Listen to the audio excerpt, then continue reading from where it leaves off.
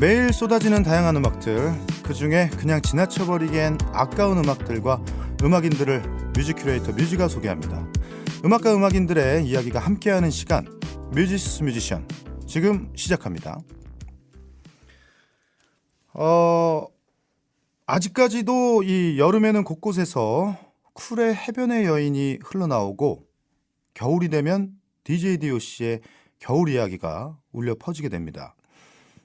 노래 좀 한다는 남자들의 애창곡은 김범수의 보고 싶다였고, 사랑에 아픈 여자들은 이은미의 애인이 있어요를 반복해서 항상 듣고 있었습니다. 이 곡들 모두 다 이분의 곡이죠. 굉장히 많은 사람들의 추억과 함께하고 일상을 채우고 계신 일상을 그래서 이 이름 자체가 이렇지 않았나 생각이 듭니다. 바로 작곡가 윤일상 씨의 작품들입니다. 오늘 뮤지스 뮤지션의 주인공입니다. 윤일상 씨 오늘 함께 모셔서 음악 이야기 나눠보도록 하겠습니다. 자, 첫 곡으로 윤일상 씨가 함께하는 그룹이죠. D142의 Do You Remember 듣고 오시겠습니다.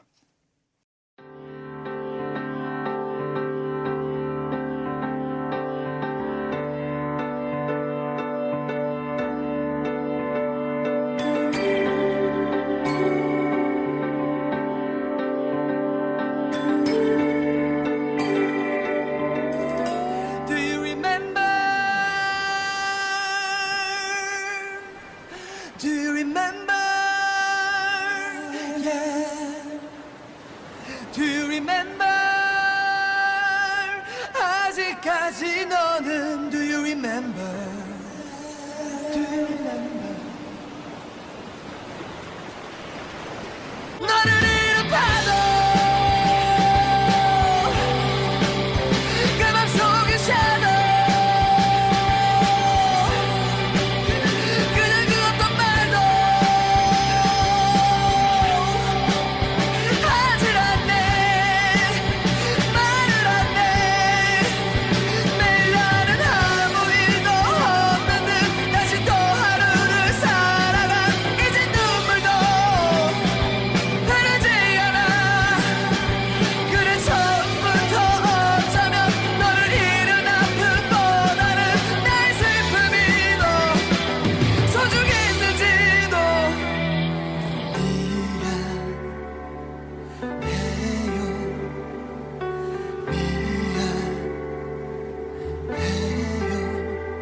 잊지 않게 단 약속 꼭 기억하래요.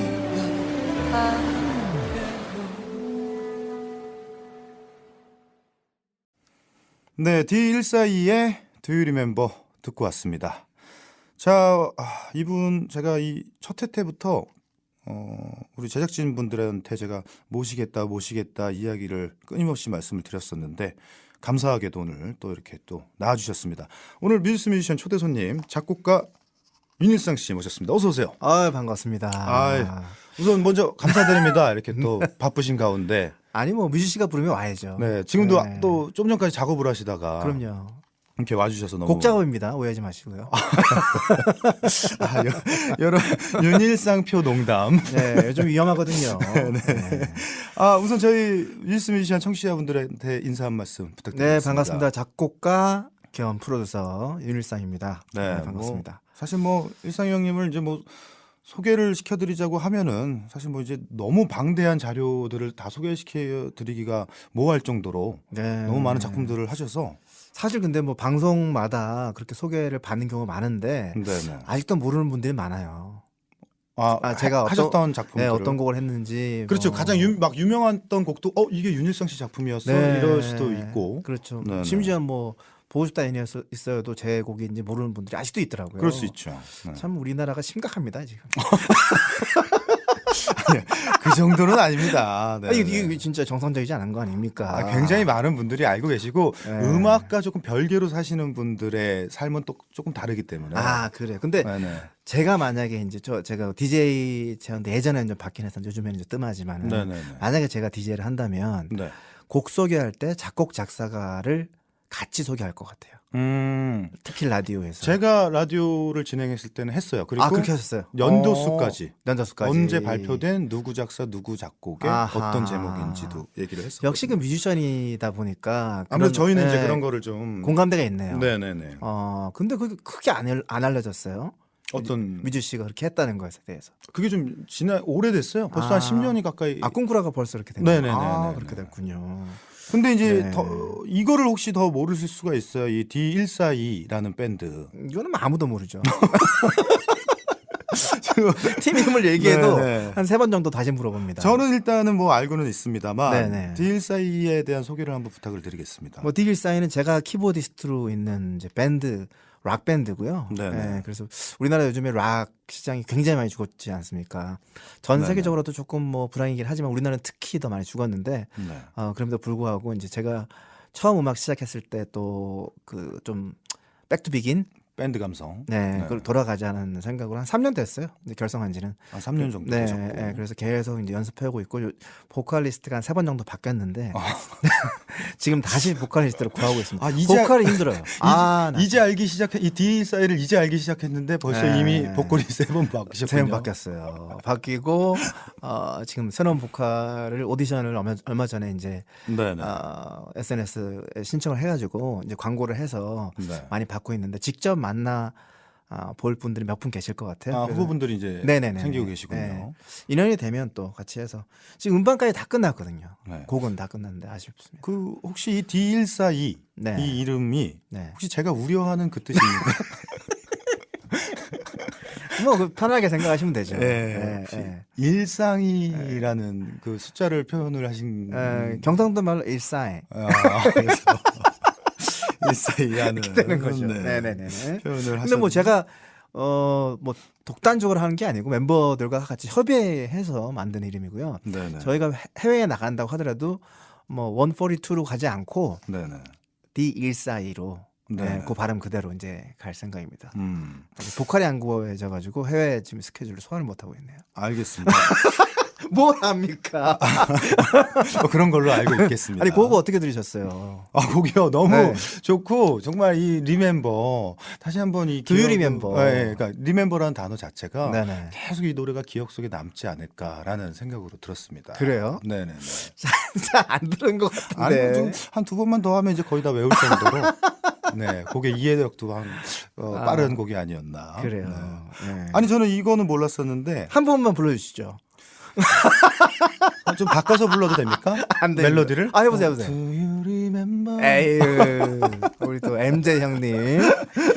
아니 네. 이 얘기를 저도 잘 모르는데 그 음악이 윤일상 씨의 음악이 너무 네네. 많이 방송이 된다는 이유로 방송에서 음악이 금지된 적이 네, 있어요? KBS, MBC에서 네. 당시에는 공중파밖에 없었던 시절이었잖아요. 근데 언제쯤 대략 90한 7, 8년 정도 되는 것 같아요. 대략 어떻게 정도. 틀지 말라고? 8년도 정도.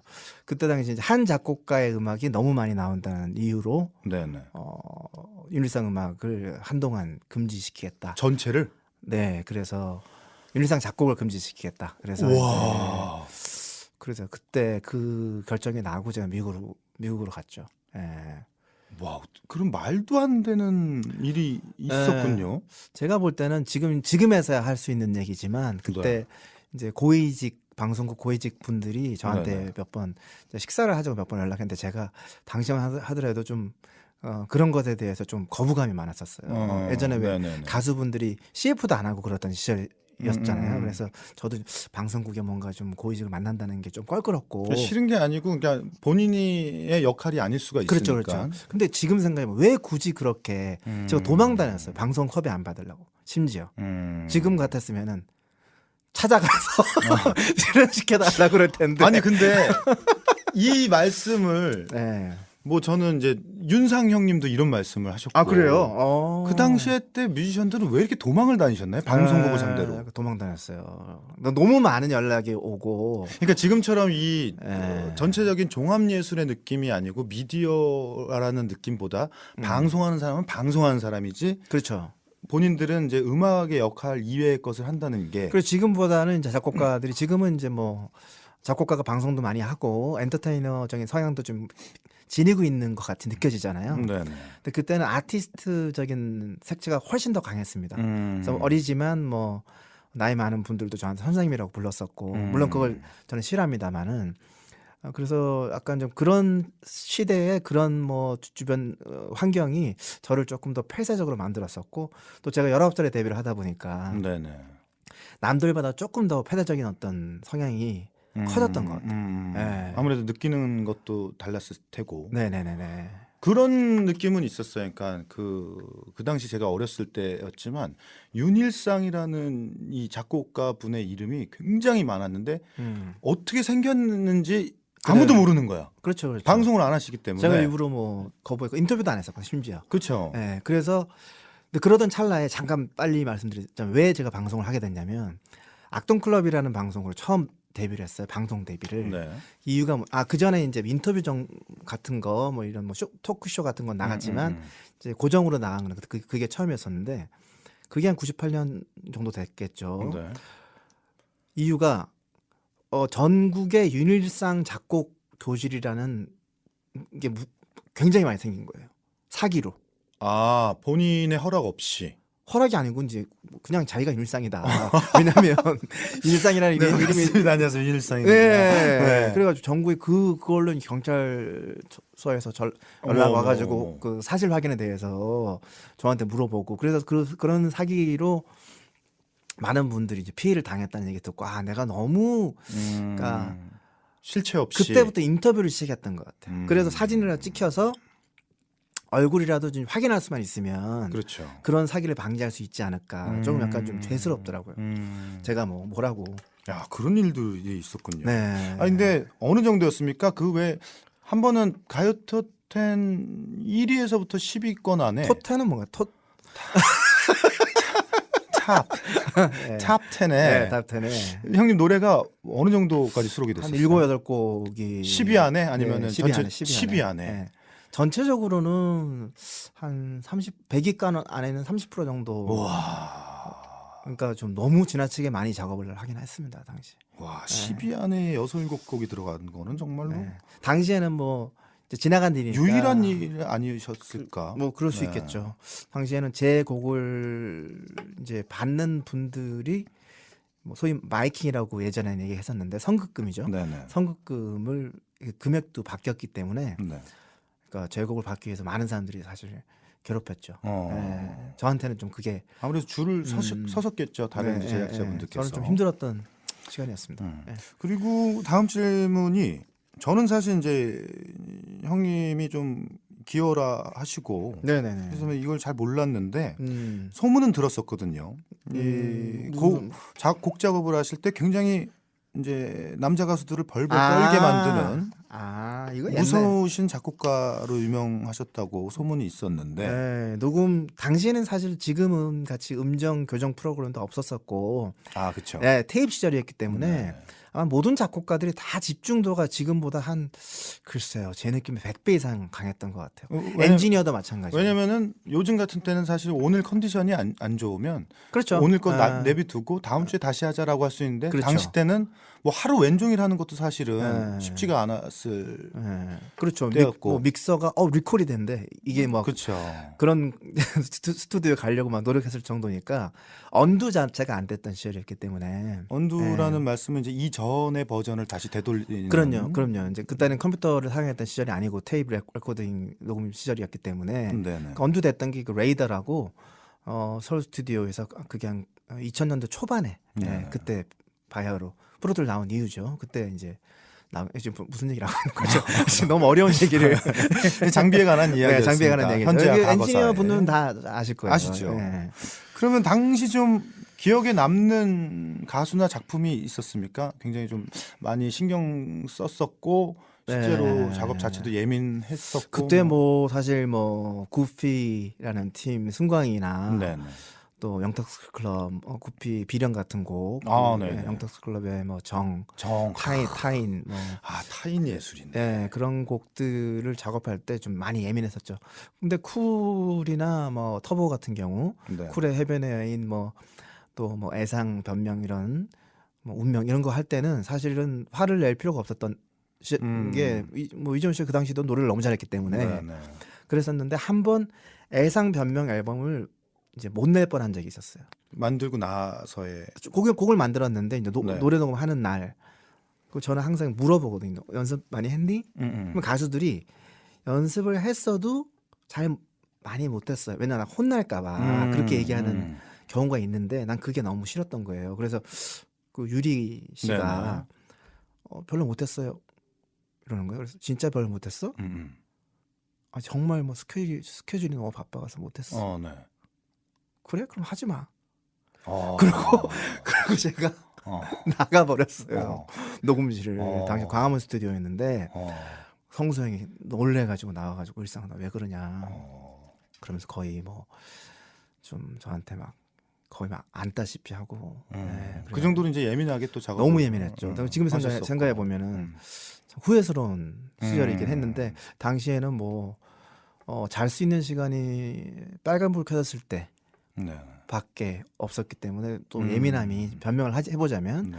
더 많이 또 심했던 시절이긴 했죠. 제정신으로 살아가지 못했던 것 같아요. 네. 저는 아까 잠깐 이제 이재훈 형님의 말씀이 나왔는데 네. 저는 개인적으로 이제 윤일상 형님의 곡을 가장 해석을 잘하셨던 분 중에 한 분이 이재훈 형이셨다고 생각이 들었어요. 항상. 그 왜 그런 줄 알아요? 어떤 이유죠? 걔가 그 이지훈 씨가 네. 제 목소리를 흉내를 많이 냈어요. 아 그래요. 네. 그러니까 지금도 걔가 그 다른 그 곡 그 디렉팅 하는 거 보면 저같이예요. 아 있어요. 네, 그러니까 네. 제가 뭐 호흡하는 거 그리고 막 액센트 줄 때 버릇 뱉는 거 이런 거 갖다 똑같이 어떻게 보면은 이제 흉내를 많이 냈었죠. 그러니까 제 목소리를 너무 노래 잘하는 가수가 이제 표현을 한 그런 케이스. 그래서 두 분이 만나시면 아무튼 작품이 쫙쫙 붙는 잘 느낌이 붙죠. 네, 또 있었었거든요. 그만큼 또 이재훈 씨가 똑똑해서 그래요. 김종국 네. 씨는 어땠습니까? 터보 때 종국이야 뭐 너무 잘하죠. 너무 잘하죠. 당시 했었을 때도. 그때부터 뭐 그냥 잠깐 쉴 때는 뭐 복싱 연습하고 그렇기 때문에 제가 화를 낼 수가 없었습니다. 샌드백을 치다가 마이크를 잡으시고. 근데 정말 걔가 그 4옥타브 네. 솔 기분 좋을 때 락까지 나갑니다. 지금도 그렇게 부르시더라고요. 그럼요. 아 진짜 그 성대는 네. 굉장히 그러니까 보면은 성대는 타고나는 것 같아요. 그런 것 같아요. 네, 타고나는 것. 음악적인 것도 뭐 음악 쪽, 체육 쪽 뭐 다 타고나는 부분이 좀 있겠지만 그 특히 성대 같은 경우는 타고나는 부분이 많은 것 같습니다.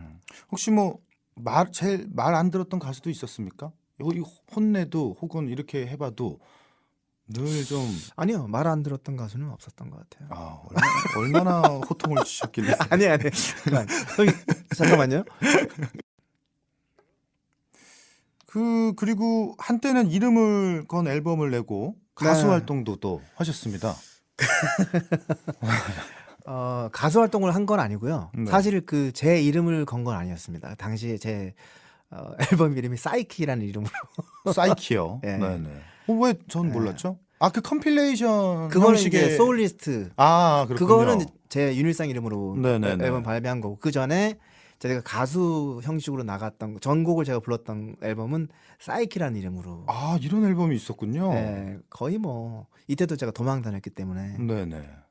방송하지 않아요. 활동은 안 하셨고. 네, 당시 매니저 분이 한테 그때는 사실 그 매니저가 되게 미웠었는데 네네. 지금 생각해 보면 너무 미안합니다. 네.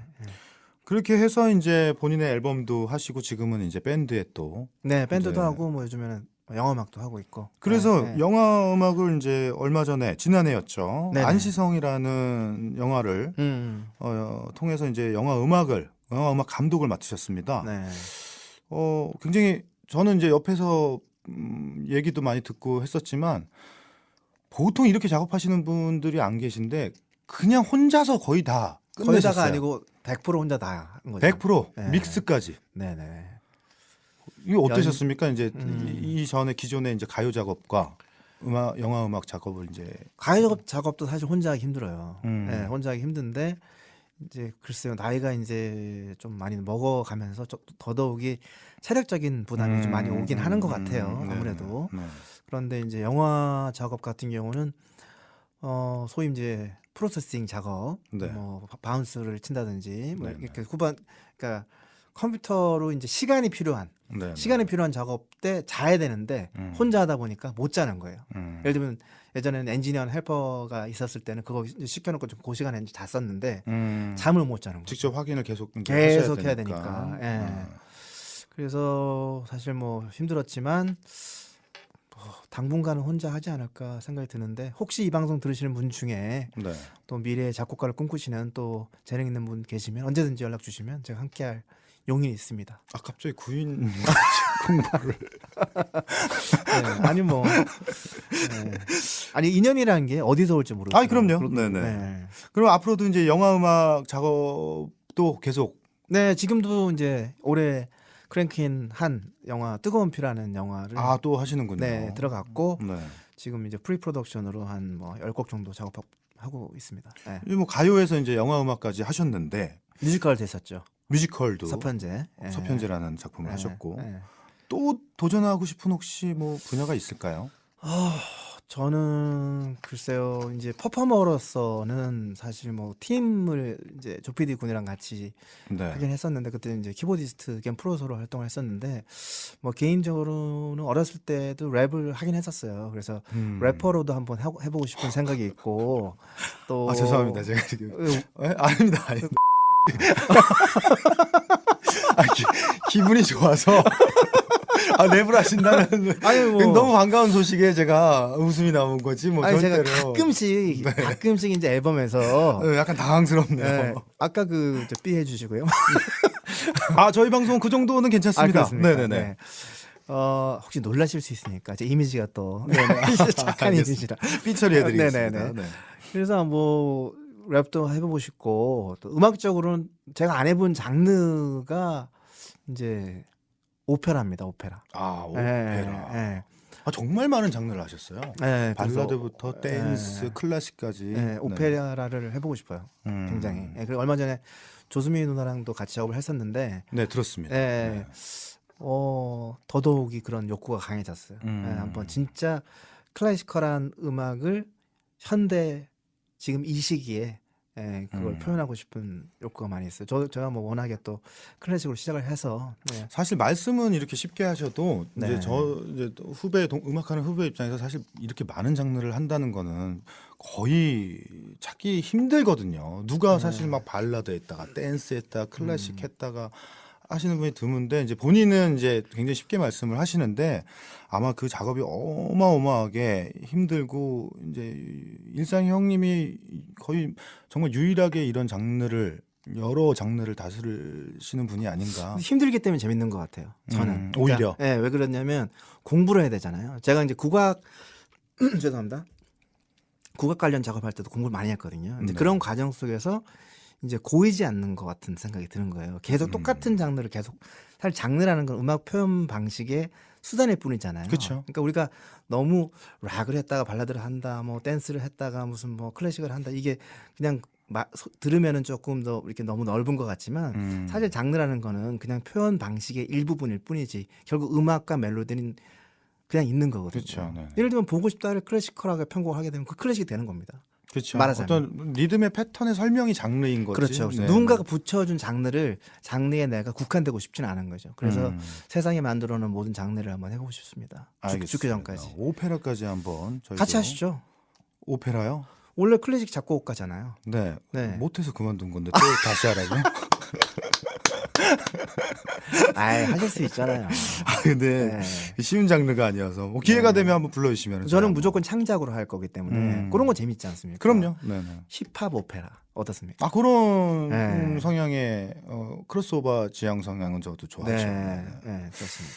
자, 이번 시간은 오늘의 주인공 해시태그라는 시간이 있습니다. 저희가 윤일상은 누구인가를 알아보기 위해서 준비한 코너입니다.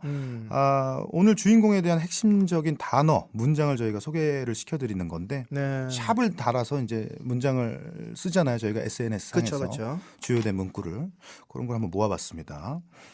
우선은 샵 천재 작곡가가 있고요. 샵 히트 제조기, 샵 자칭 변태가 있고요. 이게 뭐지? 샵 프로 도전러. 프로도전로. 네. 억지로 작가분이 만들어낸 것 같은 그런 느낌이 드네요. 일단 이 자칭 변태랑 프로 도전러는 처음 들어보거든요. 제가. 아 자칭 변태 처음 저희 작가님이 근데 아무 아마 기사에서 그렇죠 뭔가가 제, 있었겠죠. 제 예전 스튜디오 이름 지금은 이제 일사이 사운드인데 네. 예전에는 스튜디오 이름이 BT 사운드였어요. BT. 그 변태적인 사운드 말하자면 아. 그러니까 그게 뭐 섹슈얼적인 의미는 전혀 아니고요. 네네. 그러니까 좀 다른. 그래서 제가 이제 음악 할 때 항상 그 핵심이 되는 그거였어요. 무조건 변태적인 소스를 안 들릴 정도로라도 집어넣는다. 예를 들면 발라드 곡에서도 저 안 들리는 쪽에 북을 막 쳐가지고 아주 조그맣게 아 그런 장치들을 장치들을 네네. 그러니까 저만 아는 거죠. 음. 대중들은 몰라도 나는 그래도 다른 음악을 했다라는 어떤 만족감이 있었던 아 그런 게 있군요. 네, 그걸 매 곡마다 다 집어넣었어요. 뭐 예를 들어서 가사 같은 경우에도 예를 들어서 뭐 아주 작게 네. 뭐 애인이 있어요 같은 경우에도 그 사람 나만 볼 수 있어요 그러잖아요. 네. 코러스를 제가 했는데 저는 뭐 코러스는 제가 다 하는데 네네. 거기에 제가 아주 조그맣게 알아요 라고 이제 제가 코러스로 아 읊조리는 알아요 이렇게 이제 코러스를 그렇게 했습니다. 어느 근데 부분에 2절 후렴구 이제 반복 파트에 들립니까? 우리가 자세히 들으면 아주 자세히 들으면 들립니다. 아니 그렇게 그런 거를 이제 네. 본인의 정체성을 위해서 이제 어떤 그렇죠, 장치들을 넣으시는 건가요, 그럼? 평범하게 들릴 수 있지만 나는 음. 뭔가 다르게 할 것이다. 어. 똑같이 하면은 나는 죽는다. 어. 나의 음악은 죽음에 다다를 것이다. 그래서 무조건 변태적인 느낌을 갖다 하겠다는 어떤 그 약간 좀 지금도 그런 부분이 있습니다. 그래도 뭐 다행입니다. 거기서 뭐 알아요가 나와서 다행이고 욕을 계속 모든 곡에 뒤에다가 솔직히 그런 것도 있지만 밝힐 수는 없습니다. 아 그럽니까? 아 네. 처음 듣는 또 이런 네. 또 작품의 어떻게 세계를 보면 이제 이제 화가들이 자기의 어떤 지장을 찍고 인장을 찍듯이 네. 뭐 소위 무슨 뭐 프로듀스 바이 누구라고 거창하게 얘기하는 것은 저는 저한테는 좀 안 맞는 것 같고 대신에 나만의 뭔가 좀 시그니처적인 특이한 걸 갖다가 곡마다 집어넣어서 우리 팬분들은 이제 그런 부분을 일부 아는 분들이 있죠. 네. 그 여기 보면은 또 뭐 샵 천재 작곡가 히트곡 제조기는 사실 뭐 네. 이 지루할 정도로 이제 많이 들었을 것 같고. 이건 뭐 저뿐만 아니고 막 이렇게 불리는 분들 많죠. 저는 개인적으로 네. 궁금한 게 그 19살 때 음악을 시작하셨을 때쯤에는 우리나라에 뭐 이렇게 영향을 받으셨던 뮤지션들이 있었나요?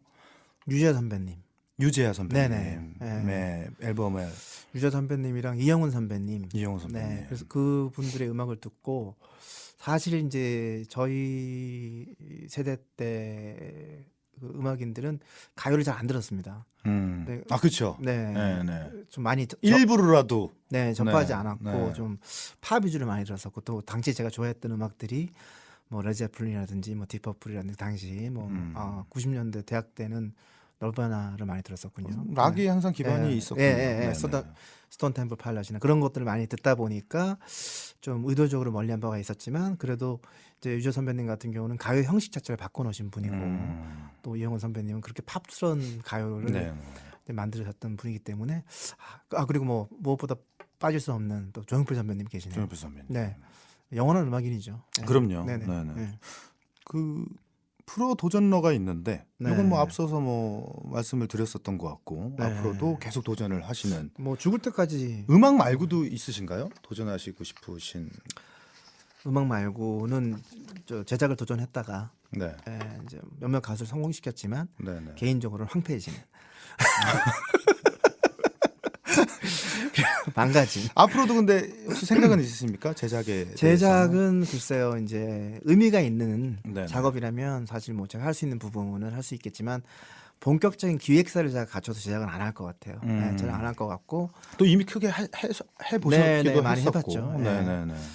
그래서 뭐 아이돌도 키워봤었고 근데 제가 깨달은 거는 하나는 그만둬야 된다.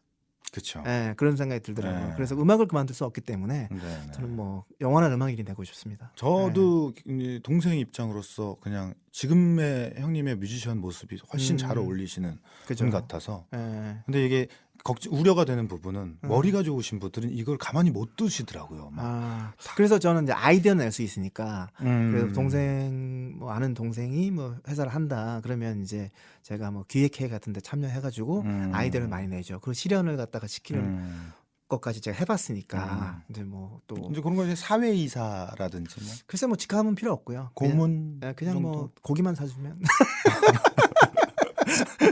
네, 저는. 네. 알겠습니다. 이렇게 해시태그를 한번 살펴봤고요. 네, 쌍둥이 아빠가 또 있겠군요. 해시태그. 쌍둥이 아빠. 있죠. 네, 쌍둥이 네. 아빠가 있겠죠. 네. 지금 이제 나이가 이제 자녀분들이 걔네들 7살. 7살이 됐고. 내년에 되면 이제 학부형이 됩니다. 그렇군요. 저는 이제 둘 다 그러니까요. 초등학교를 가서 어때요 기분이? 둘 다 보내놓으면?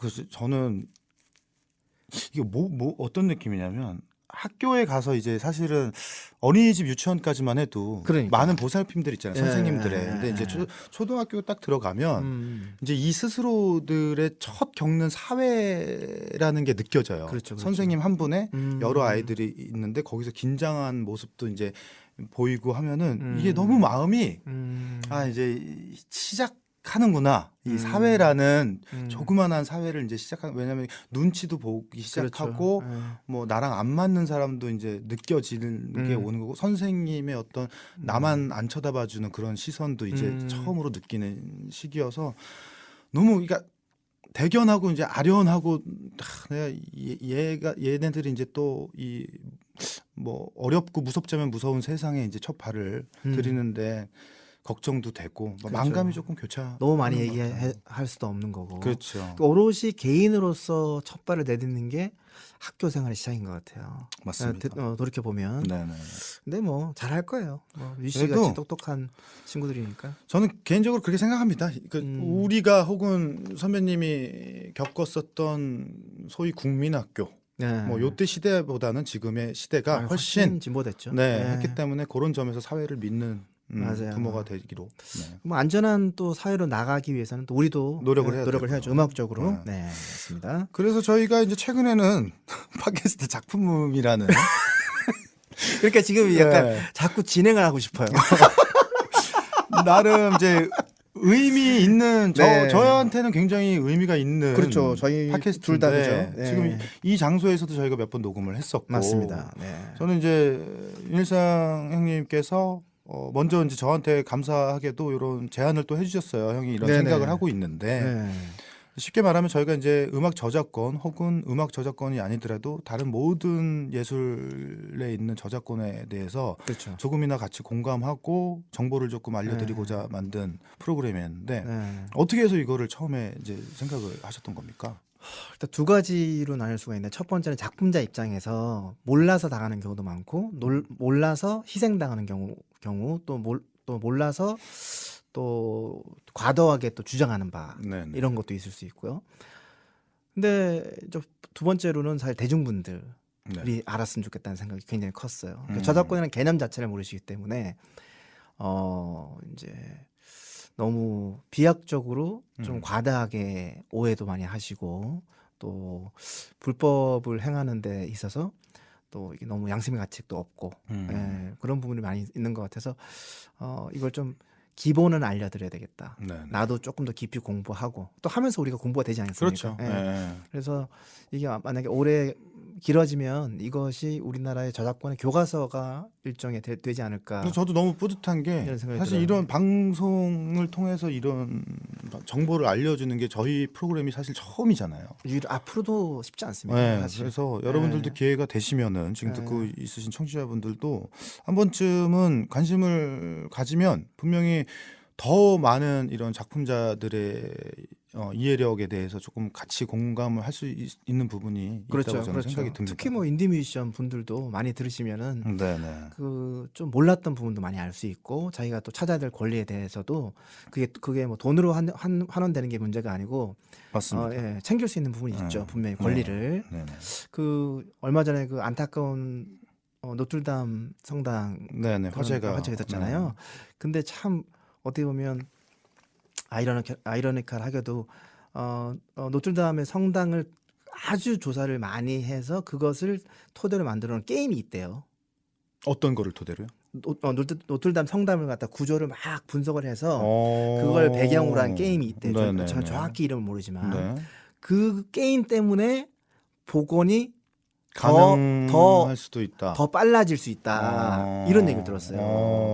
그러니까 저희 뭐 팟캐스트 작품 같은 경우도 이걸 오랫동안 해놓으면은 누군가가 다음에 뭔가 좀 헷갈리거나 문제들이 있을 때 찾아보면은 예, 좋지 않을까. 네. 물론 이제 이런 안타까운 사건과 비교할 수는 없지만은 네네. 그렇게 누군가가 아무도 이제 관심 가지지 않을 때 네네. 좀 짚어 나가면 예, 좋지 맞습니다. 않을까 생각이 듭니다. 다시 한번 말씀드리지만 윤일상 뮤지의 작품 한번 검색.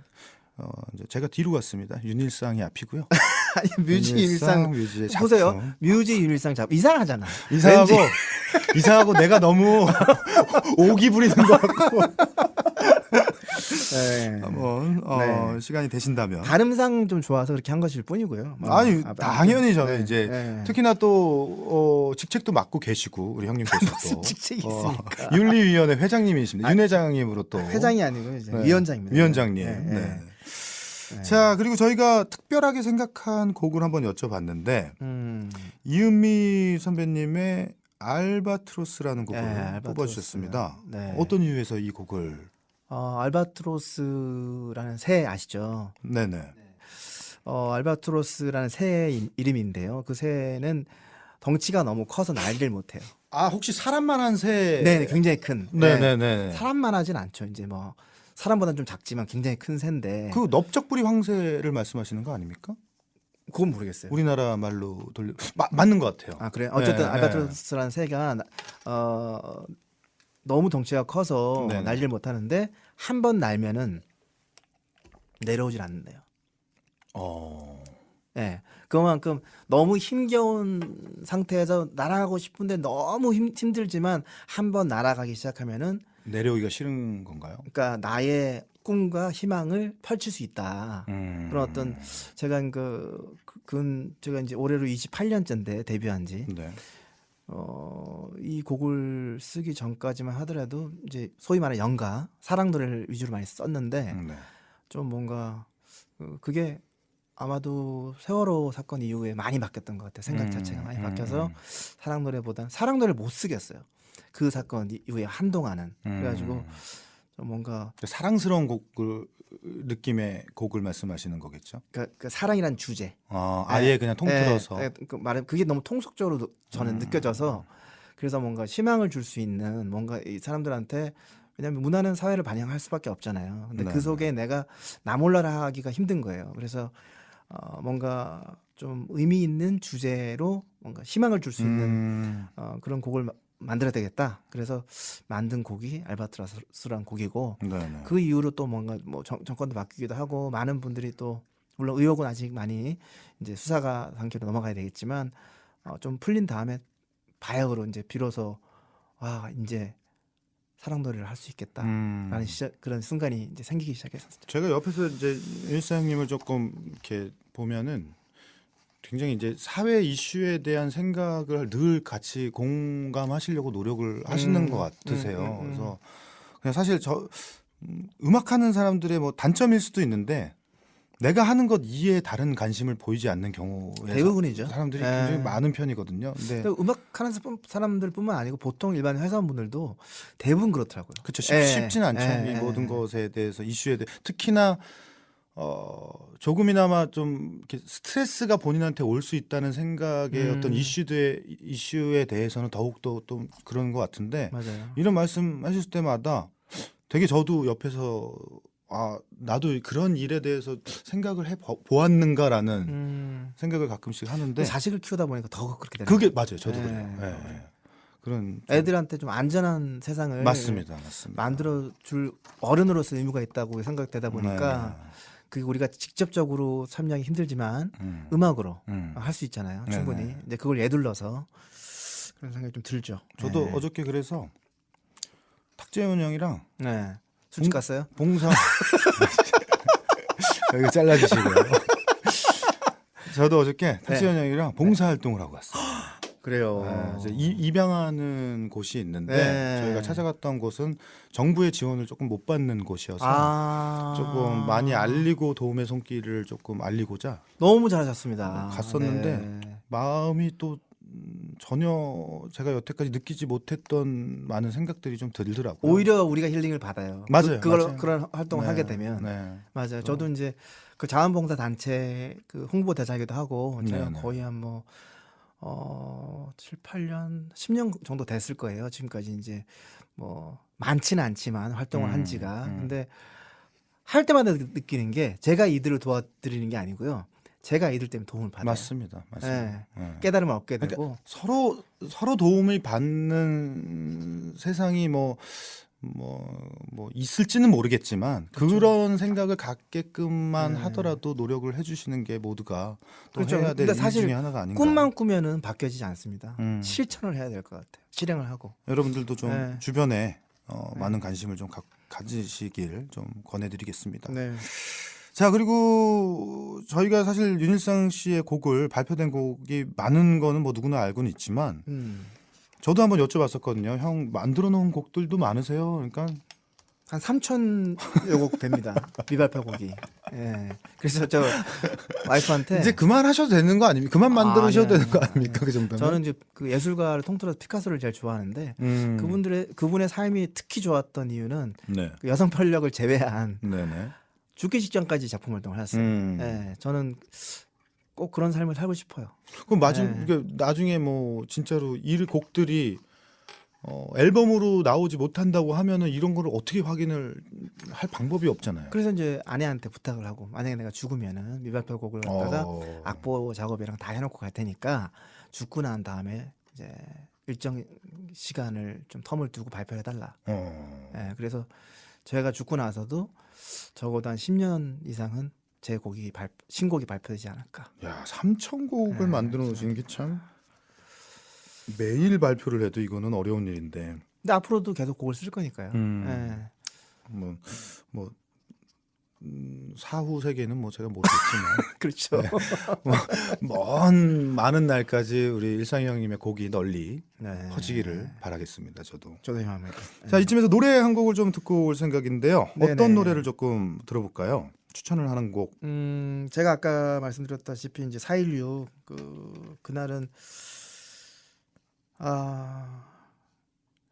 그날 생각하면 지금도 진짜 가슴이 먹먹하고 네네네. 한동안 진짜 그건 몇 달간 아무것도 못했던 것 같아요. 그래서 음. 이 곡을 쓰게 됐을 때 기사를 봤는데 막 탈출을 막 하려고 아이들 손이 다 부러졌다는 얘기를 듣고 제가 피아노에 손을 올라가 있는 내 손가락을 못 바라보겠더라고요. 미안한 마음도 들고 지금 이 상황에서 어떤 것도 사실 위로가 안 되잖아요. 그래서 그렇죠. 이건 뭐 평생 잊을 수 예, 없는. 당시에는 사실 가사를 감히 쓸 수가 없었어요. 가사가 나오지가 않더라고. 어떤 말로도 태어나서 처음 경험해 보는 거였고 우리 국민들 모두가 마찬가지였을 거예요. 네네. 그래가지고 이제 연주곡으로 부디라는 연주곡을 제가 이제 거의 뭐 임프로바이제이션 같이 만들었고요. 네네. 그 곡을 이제 제 클라우드 서비스에 올렸고 무료로. 네, 무료로 네. 유튜브에도 무료로 올려드렸습니다. 네, 그래서 얼마 전이 또 바로 우리 말씀하셨던 그렇죠. 세월호 희생자 분들의 5주기이기도 했는데 네, 맞습니다. 이 노래 일상 형님이 한번 만드신 부디라는 곡 듣고 오시겠습니다.